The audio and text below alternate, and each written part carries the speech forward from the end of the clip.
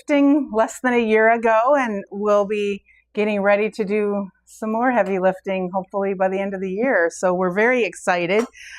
So I think we're going to jump right into it. So if it's going to let me now, oh goodness. Why does that always happen? Just when you think you've got it.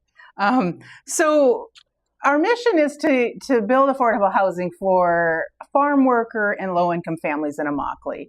There are just, if you've been to Immokalee, show of hands if you've actually visited Immokalee or been on a tour with us. Okay, so there's a few of you who have been with us, and I know you've been probably involved with Mission Pignell as well, and so we do work closely with them as well. But one of the biggest barriers to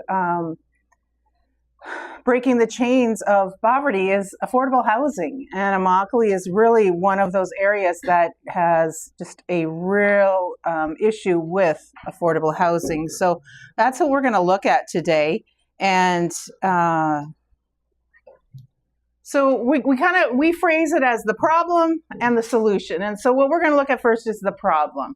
And so in 2017 September, when Hurricane Irma came through, it hit Immokalee very hard, and so a lot of churches in the area brought disaster relief and recovery out. And one of the things that stood out for them is just how awful the housing was, and they realized as they were providing assistance that it wasn't just the hurricane, that these issues were bad before the hurricane hit. And so this group of concerned citizens, like I said, mostly church members, created this, what did we call it? The rocking chair group? Rocking chairs. Yeah. So they sat around in a circle and really brainstormed about what can we do to make a difference? How can we help these families? So they came up with the Immokalee Fair Housing Alliance. And so what I'm going to share with you is just some of the conditions that people were living in and some of the things that they saw when they started doing some visits. And some of these photos are actually photos of where the families who have moved into those first units, this is some of the conditions that they were living in when they did home visits. So the families that moved into our apartments received visits from some of our board members. They wanted to just see the conditions people were in, because the goal was to really get people out of the worst living conditions first. So this is just one of the bedrooms that one of the families shared. So you can see kind of on the wall there, you see water damage and multiple children sharing a small space. This is one of our families. So this was a family of 5. So it was a mom and dad and 3 children, and they shared one room. And so you see 2 big double beds there. The whole family shared one room, and so they all slept in that one room together. And so they rented, this was in another apartment, so they subleased a room in somebody's apartment. And so they had, I don't know how you do, they had what they called partial access to the bathroom, whatever that means. So they had to have kind of a portable toilet in their room because they only had partial access to the bathroom and then partial access to the kitchen. So you can imagine, having your children and everything you're doing is in that one room. This is one of our families that moved in. This family has 4 children as well. And you can see behind the lady standing there with the brown shirt, there's a bed. So there's a bed in the kitchen. This family has 4 children as well. And they lived in this little building that had 1 bedroom plus a kitchen and a little living room. They didn't eat meals together because they wouldn't all fit. The window behind the young man standing would not stay in. It fell out all the time. So they had that duct taped in. And this family was so excited to get the call to move into the apartments. I tell the story that the young gentleman, he asked us if the one thing he wanted is he's never lived anywhere where he had a view. And so he asked if he could have a second level apartment because he wanted a view. And so we put them on the second level, and out of their bedroom, they oversee a preserve. So we gave him a view, a preserve with a nice little scrub jay preserve. So it just, and just a side item about those sons. So those two boys, their older boys are in college. They're both at FGCU. The oldest one just graduated this month. The youngest one is a junior in college and will finish next year. And just an amazing family. And one thing you see with these families and these children is the drive and the push for their education. They are so appreciative of the sacrifices their parents have made for them. And so they work so hard. So, so this is a picture I always debate sharing, but this is a family that has moved into our apartments. If you look closely, you can see the bite marks on the baby's elbow. So those are bites from him being in the crib and little critters getting into his crib. You see the little lean-to between the two buildings? That's where they lived. So that family of four lived in a lean-to. And so that was their home before they came into our apartment. So just the other day, I was with Betty, who was one of our board members who did the visits, and she's the one who took this picture. And she pointed out to me, she goes, Tammy, she goes, you see that baby? She goes, look at his arms. And his arms were fully clear, so no more bites. So she was so excited to see that they're somewhere safe and clean, and the baby doesn't have to worry about bugs in his crib anymore. So just another photo of that was, after the hurricanes, just the destruction.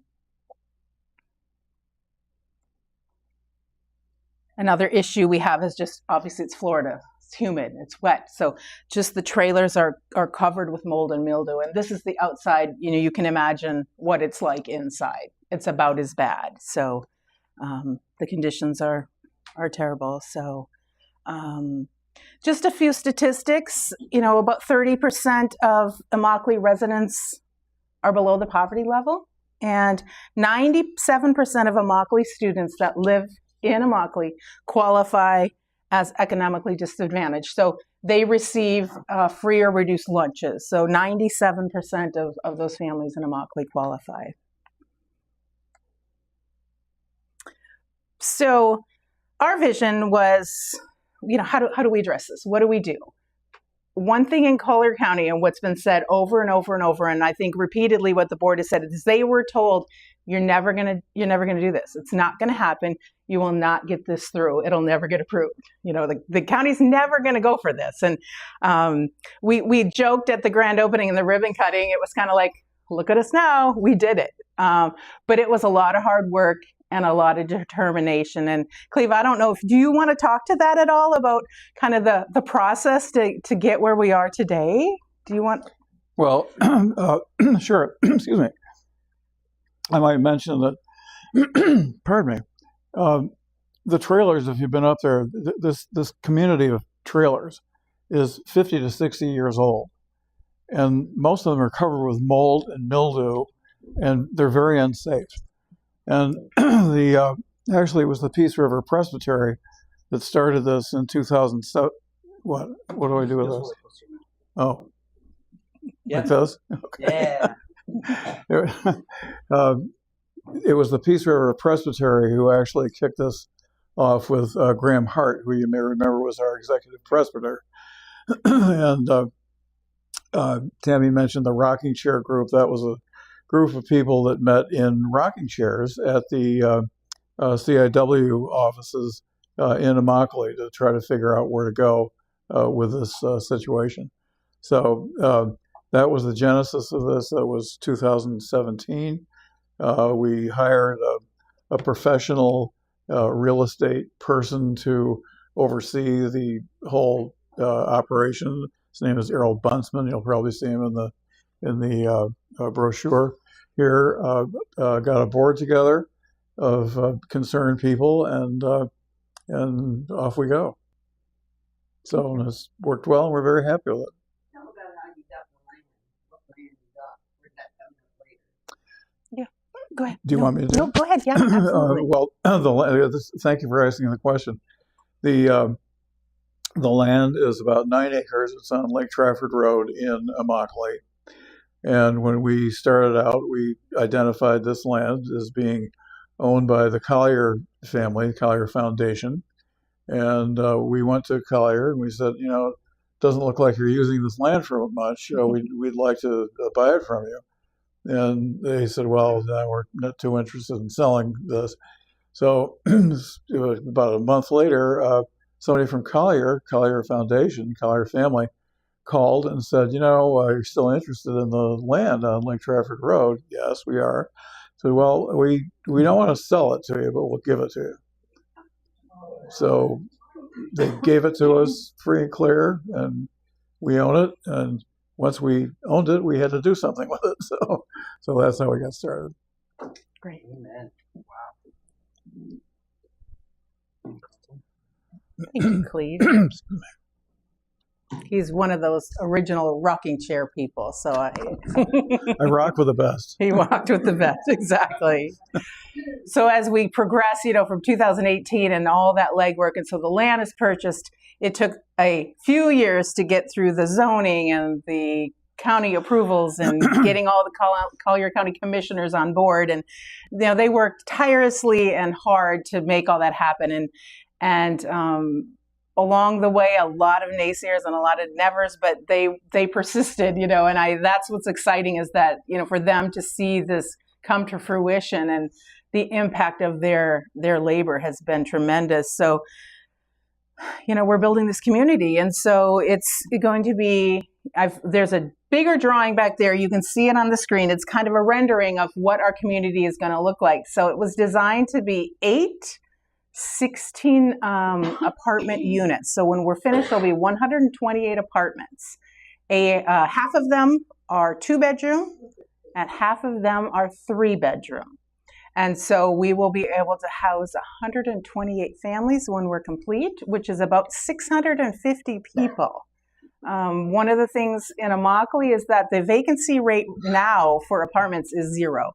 There's no vacancies in Immokalee. So I get about 3 to 5 emails or calls a week asking for, do you have any rentals? And, right now like I shared, we have 1 building complete. So we have 16 apartments. So, it's so hard because you have to tell everybody, you have to tell them, no, there's nothing available right now, but we're building. So the second building should be done at the end of the summer. And we've done that in cooperation with the women's shelter in Naples. And so women who are transitioning out of their shelter and are ready to be in public and are safe to be in public will be able to live in these apartments 2 years as they transition into back into life. And then the third building will be ready, knock on wood, by the end of 2025. So we're excited because by the end of 2025, we should have another 32 families being housed. So we're really just grateful for everyone who has helped make this happen. The community center, as I mentioned, is breaking ground next month. And that's going to just be a game changer for us in the respect of we have so many other organizations in Immokalee who want to do things for our families, but it's hard when you don't have a space to do it at. So that community center is going to be a place where we can come together, and we have just so many community partners that want to help the families too. So we'll be able to do that as soon as that's, and we're doing some things in the parking lot now because we don't want to wait. So.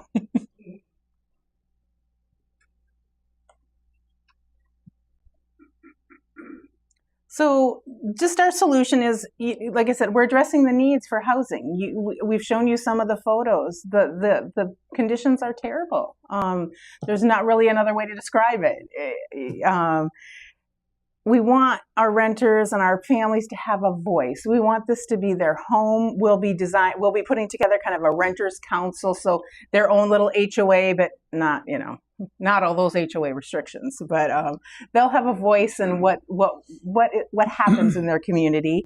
We're going to keep building as long as we can. And then a sustainable model, that's something that's really, really important to this board of directors, is that we're building as we raise the funds. So we have not incurred any debt. So we have the 3 buildings and the community center and a playground fully funded.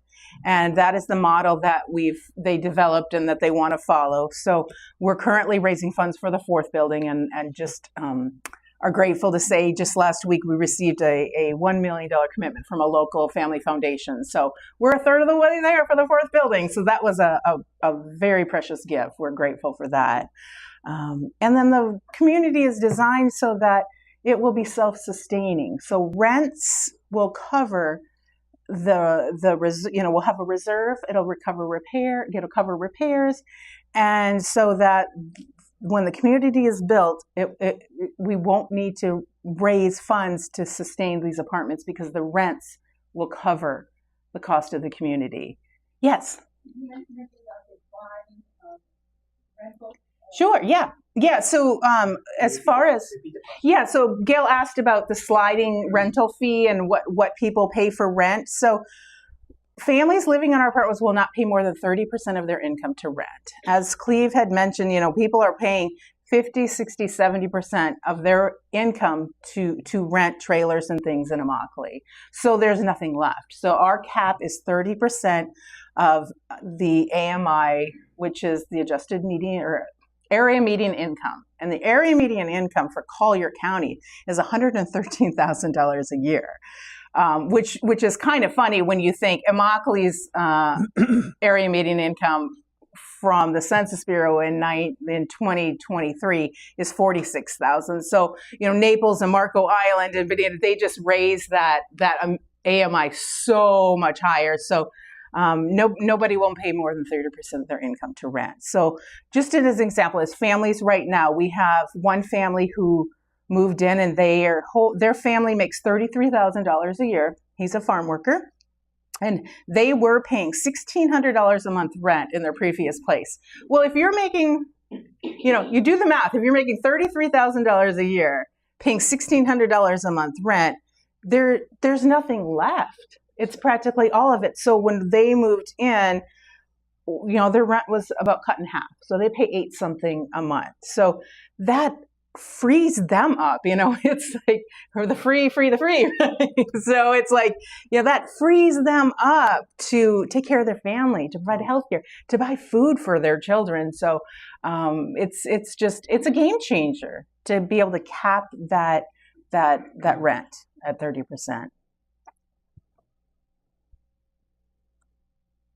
So this is an actual photo of our first building. So if you look at the building, it gets confusing sometimes because we're like, that's what we consider one building. It looks like 3 separate buildings, which it is, but they're combined. They're joined by a breezeway. So the 2 outside buildings are the 3-bedroom apartments, and the middle are the 2-bedroom apartments.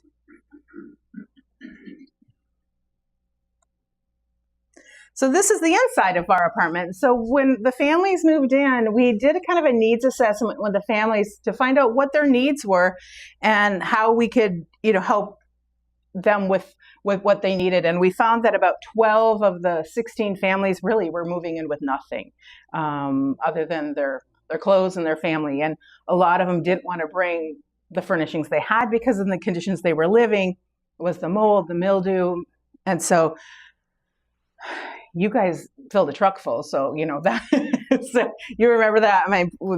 So we just received donations from churches and individuals, and just everybody came together, and this is what we got. This is all donated. First Presbyterian Church in Naples adopted 3 apartments, and this is one of them that they set up. So this is all thrifted furniture. There's no new furniture in any of this first building. So we laughed when we walked into this apartment and we're like, gosh, I want to live there. That's nicer than mine, So just wanted to share some pictures. This is one of the bunk bedrooms for the kids. The kitchen, full, brand new appliances, fridge, stove, microwave, no dishwashers. That's a question we get a lot. We didn't put dishwashers in. We figured that was just like one more thing that would need to be maintained. So we passed on those. Just another bedroom. So we're looking at what our impact is going to be. And so this is our first playground, and the kids are, just every time you go, there's kids on that playground. They are loving the playground. So our community center will have a classroom and a computer lab. So we'll provide education and just an opportunity for people to grow and hopefully, the one thing I'm really excited about is a community garden. So that's in the plans too. This Minnesota farm girl loves her gardening, so I'm excited to get that going. Yeah. So just want to introduce you to a couple of our families. If you remember the photos back, I had the photo that had the 2 full-size beds. This is the Santana family, and that's where they lived, was that bedroom. So we're sharing a little bit about them. And Gene is the dad, and he works hard. He works in one of the packing houses in Immokalee, packing the fruits and vegetables that come in from the field. And he just says, we're blessed by the people involved in this great housing program. It was a dream for us that one day we'd be able to live in a home like this. It's a dream come true. He talks about when they were being built, they'd go for walks and they'd walk by it, and he goes, gosh, I wonder what it's like to live in that. And here he is now. So that's the first time they saw the apartment. So you'll see her face is just pure excitement. She's like, that's my new home. So that picture is one of my favorite photos that we have. Little Sophie is just excited. And there, she'll be sharing a bedroom with her baby brother. So she's checking out his bed. And then we have Carlos and his daughter Rubiana. And so they were one of our families that we've spent a lot of time with. They were one of our first families, and they spent 5 years living with her parents in one bedroom. Another situation where they have 4 children and they all shared one bedroom and one bathroom with mom and dad. So mom is so excited because they have a 3-bedroom, 2-bath house. And like the thing she's most excited about is they have 2 bathrooms. So like 2 kids can shower at the same time. Like they can get things moving along much faster. So the things that, when she said that, I was like, it's just something they take for granted, a shower for everybody. So this is Carlos and Rubiana, and they're just loving their new place. So, and this is Rubiana. She finally learned to ride her bike. She had space enough to ride her bike around the parking lot, so she's riding the bike all the time. And then Angel, this little guy, he was 5 at the time. I asked him, I got to take them for a tour of their apartment before they moved in, and I asked him, I said, what is the first thing you're going to do when you move into this apartment? He said, I'm going to set up my Hot Wheels track. I said, okay. His mom said he got it 2 years ago for Christmas, and he never was able to set it up because there was no space for him to set it up. So now he has a bedroom, and so you can see he's got his Hot Wheels track set up. So, it's just like you think about something as simple as a Hot Wheels track. He finally gets to play with it after sitting in the closet for 2 years. And then these are just a couple of pictures that I love to share. Little Danny, you see that little grin. He's one of our favorite little kids over there. He's just a little mischievous little thing. You can kind of see it from the grin, can't you? But just as sweet as can be. So these are just some of the children of the families that have moved into the apartments. Omar, the older brother, is the junior in college this year. So he and his older brother spend a lot of time and take care of their younger siblings. And so there they are, enjoying the slide and carefree, and right now not a care in the world, just sliding on down the slide. So yes. What are the criteria for you to consider? Yeah, absolutely. For the family? Sure. So really, it's you either live or work in Immokalee. Oh, I'm sorry. So she asked what the criteria is for being able to live in the apartment. So you need to either live or work in Immokalee, and then your AMI needs to be 60% or less. So 60% of 113,000 or less, which is, goodness, 60,000, less than like 60,000. Which most of our families are between 32 and 50,000 a year. And they have to have children? Yes, so it is family apartments. Yes, so we are looking at some possible shared living. What we're finding is that there are a lot of homeless seniors, and seniors are really struggling with affordable housing. And so we are in conversation with a couple agencies about if we could do they refer to it, as like a Golden Girls apartment, a couple of ladies who could live together. So we're exploring that right now with a couple agencies to see if that is something we could do. And it just seems like that's becoming more of a problem in Collier County, which I'm sure it's probably all over Florida, but we're seeing a lot of homeless seniors. Yes. Do you have any, for instance, single mom families where there's only one parent? Absolutely. And how, in instances like that, do they either jobs near and around Immokalee that they can find some kind of other income besides what they have? Yeah, so I would say probably at least a quarter of our families are a single parent household. Our central location, like I said, most of our families live or work, or work in Immokalee, so they're pretty close to the apartments. The children are in the local. We're walking distance to 2 elementary schools, and like I said, we base it on 30% of their income. So some of them will pay $800-900 a month rent. So we'll adjust to what they're making. So with that single income, we work with them. Mm-hmm. So it can be adjusted. For instance, Daddy lost a job, but still looking. Yes, we will review it as we go. We do a 1-year lease with them, but if there's an income change, we'll review it as it happens. We won't make them wait until the end of the year because we want them to succeed and we want them to stay. So, if we didn't address that, that wouldn't be the right thing to do. Is there some business child care that could come in that do child care? Yeah, so there are already a couple agencies, nonprofits in Immokalee that have really good early education, and but we're in conversation once our community center opens. We're in conversation with an early childhood program that would happen during the day, and then we're also in conversation with another agency to provide after school care and programming. So yes, we're looking at all of those. I know that one of the local agencies, we see their van come through and they pick up a couple families and take them to their programs. So there's a lot of cooperation and collaboration between multiple different agencies and nonprofits, because we don't want, if someone's doing it well, we don't want to recreate it. We want to work with them and collaborate. So absolutely. Mm-hmm.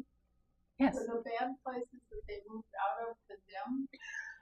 Well, that was the original goal, is that if they moved out, we would be able to get them condemned. And so what happened is, if you are familiar with us and have been following us, our certificate of occupancy was delayed by months. And that was, it's like 4 months, 5 months. And so we waited and we waited. And so we had families that were, we had, I think one of the families who was in the worst conditions, they ended up getting evicted, and we ended up putting them in a motel until their apartment was ready. And so the plan, all best laid plans, right? The plan is that when we know the family's getting ready to move in, we will be able to let code enforcement know, and that they can then go and tag that trailer. And so when the families move out, nobody else can move in. That's the plan. It didn't work for this first one because of that delay in CO and the urgencies. But the plan is for that to happen, that no one else will be living in those after our families move out. Yeah. Peggy. Did you say that the women's building is a stopgap, like 2 years for them to get on it? It's not a permanent housing for women. Right. So the question was about the women's shelter, the opportunities there. Yes, it is a transitional place for them. So this is offered to them through the shelter after they've come through their program of where they've been in the safe house and where they feel like they're ready to come back out and where they can be safe. This will be a transition, and I believe they said they can stay up to 2 years as they do that transition, and they'll help them gain skills and just get them ready for the next phase of life. And for us, our apartments are designed that if they want to live in them and rent them for the rest of their lives, they can do that. Or if they want to own a home, we will work with them to help them take those steps to home ownership. We want to see this as a stepping stone for families and help them, discover their dream and realize their dream. If they want to own a home, we'll work with Habitat. We'll work with different agencies to help them get their finances in order so that if that's what their dream is, that we can help them realize it. Yes? All those families who can stay in the country for a while, or they temporarily? Yeah, so we have a mix. So we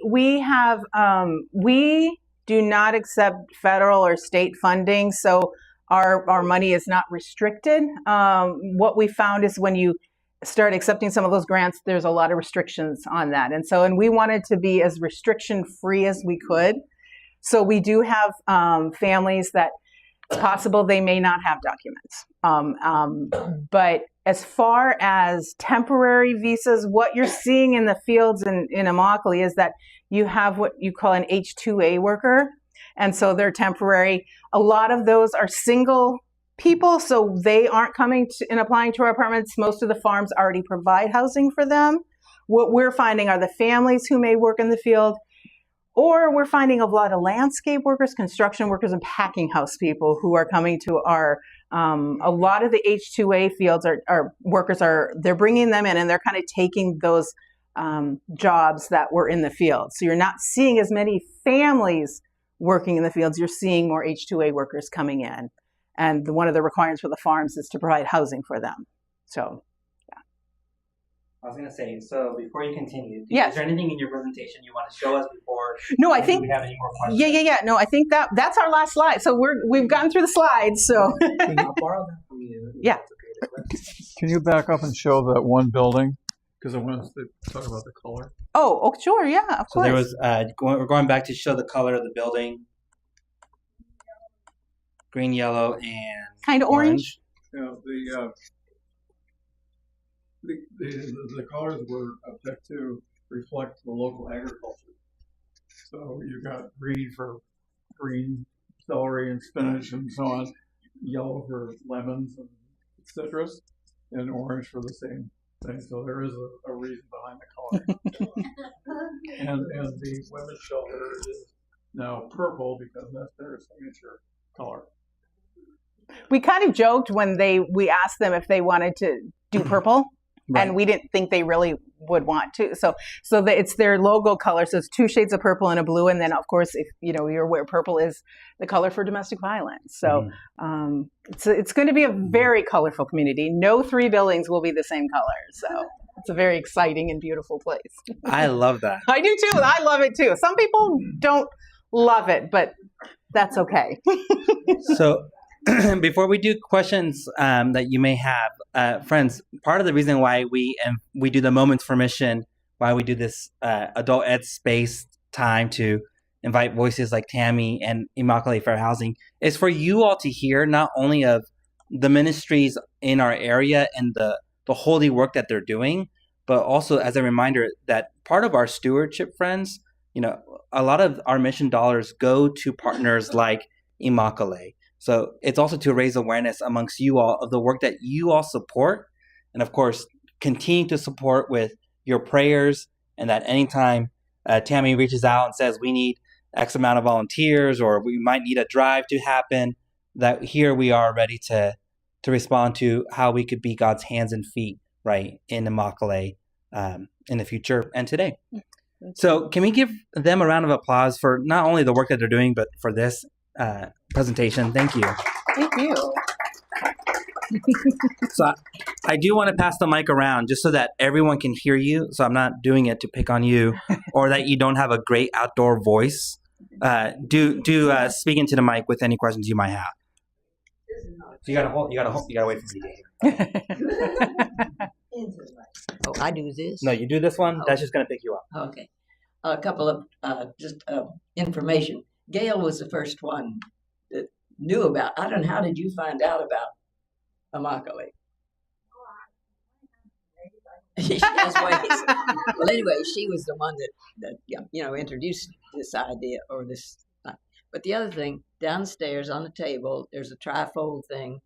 About 4 of us went to Immokalee a couple of months ago, and we took pictures, and you can see the insides of some of the other apartments and close up of. She said they do things in the parking lot, some things that were happening in the parking lot, and I think they have captions on them. I'm not sure about that, but yeah, it's amazing. But what about people who are not farm workers? What percentage of the people in the new apartments are like postal? Or maybe you said that and I didn't. Right. Percentage wise, I would say agriculture is probably 50%, either packing house or pickers in the field, and then just a tremendous amount of landscapers. A lot of people are doing landscaping. I mean, if it's this way up here in Collier County, you see a landscape truck and trailer at every stoplight practically. So a lot of them are employed through landscaping. I just wanted to point out one thing. Hold it to your right there. Yeah. I wanted to point out one thing. I've taken several trips down to Immokalee, and probably the one when the buildings were finished, and there were all these boxes of refrigerators, and the Naples Women's Club had donated 16 refrigerators for the sites. Mm-hmm. And I thought this really denotes the overall. Everybody's happy about it. Everybody's happy that you all got through all the permits and everything. Mm-hmm. I think that's one story that you could write that and probably sell it someplace. But, it was a story for sure. Yeah. But the fact that the Naples Women's gave 16 refrigerators, that's a big number. Yeah. And other entities in the local area are also participating. Now, we came down with a huge donation of furniture and everything from houses that people were emptying out, and we made our own mark down there. I just think that it's such a happy place to donate to be involved in. Yeah. Thank you, Gail. Yes, you said it perfectly. And that's what we want it to be. We want it to be happy. Our focus isn't on the problem because we're addressing the problem. Our focus is on the solution and looking at the families thriving. And like I said, I show you some of my favorite pictures, and they're all smiles. The children are smiling. Then that's what we want. That's what we want. And we're excited because that's what we're achieving. And so, yeah, there's no greater impact than that, to see those smiling faces. Let's do just one more question, and then we can close with some prayer. Yeah. Okay. Thank you.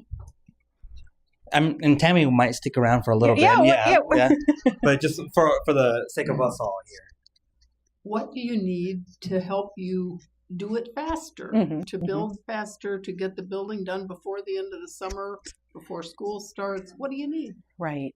So, it's, of course, I'm sure I mean, money's going to always be your big, that's always the simple answer. But we're going to also need, for the next building, shockingly, the construction is on progress, and like they're predicting ahead of schedule. So we're excited about that. So, but watch your mailboxes and watch your emails, because we're going to start doing some furnishing drives. So, we'll be collecting things for the apartments. So, we'll probably send it out to all the different churches. The Presbyterian, I'm going to give a shout out to the Presbyterian Church, because the Presbyterian Church large Presbyterian Church, local Presbyterian Church have been amazing supporters. Presbyterian Disaster Assistance has done amazing support, and they have been behind us and are just cheering us on all the way. And just I can't say enough. And then the local churches, I just did a grant to the Presbyterian women, and I listed all the Presbyterian churches, and that list was about that long. So that's one thing I'm proud to be a Presbyterian and say, y'all, you believe in justice, and so thank you. Yeah, and as a reminder for those who may not know about Presbyterian Disaster Assistance, or PDA, as it's the shorthand for, our per capita dollars helps this kind of communal pot a reminder of even when Paul's asking for offerings from all these places for the pot in Jerusalem. It's a little mimic of that when something happens in Florida, Texas, fires in California, the collective pot of the PCUSA comes then in efforts to really share the burden, to be a witness, a presence of witness and of comfort, and then hopefully some healing. Friends, let's close with prayer, and then of course you're welcome to stick around for some time if you have any other questions for Tammy. Let us pray. Gracious and loving God, we are thankful for this morning, Lord, to hear of the vision and the mission you have given to Immokalee Fair Housing for the work that they have been, the ministry they have been entrusted with, to be able to shelter, Lord, indeed, the children of God. Lord, may you continue to empower their witness, that any barriers that might be in the way would be brought down. Lord, continue to remind us of the way that we collaborate and come together for this holy and important work. To, Lord, indeed love our neighbor, to shelter them, to put clothing on their back, Lord, to also see those smiles of joy that come from the children and the families, knowing that they have a warm bed and a safe place to sleep at night. Lord, we are thankful for the ways that you entrust them with this ministry, that you entrust us to collaborate with them. Remind us, Lord, of the ongoing work that we have yet to do, and let us rejoice, Lord, in the work that we have done. Lord, we ask this all in Jesus' name. Amen. Amen. Thank you. Thank you, friends. And we're always love to give tours, and with tour comes lunch at some really good